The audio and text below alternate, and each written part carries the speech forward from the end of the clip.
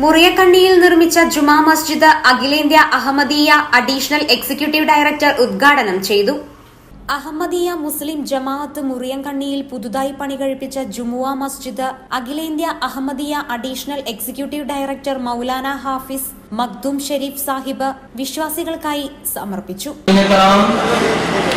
अल्लाह ताला का बड़ा फजल है कि आज हम यहाँ इस मस्जिद के इफ्तिताह के मुबारक तकरीब में मौजूद हैं। किसी भी मस्जिद का इफ्तिताह हम अहमदी मुसलमानों के लिए निहायत खुशी और मसरत का मौका होता है. അല്ലാഹുവിന്റെ അനുഗ്രഹത്താൽ നമ്മൾ ഇന്നിവിടെ ഈ ഒരു പള്ളിയുടെ ഉദ്ഘാടനത്തിന്റെ അവസരത്തിലാണുള്ളത്.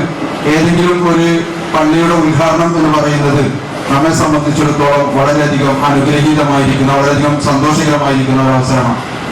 जमात अहमदिया दुनिया भर में मसाजिद तामीर करती हैं.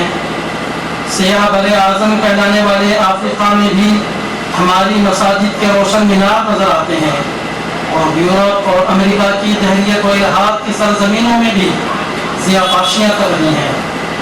അള്ളാഹുവിന്റെ അനുഗ്രഹത്താൽ അഹമ്മദിയ മുസ്ലിം ജമാഅത്ത് ലോകം മുഴുവൻ പള്ളികൾ നിർമ്മിച്ചുകൊണ്ടിരിക്കുന്നു.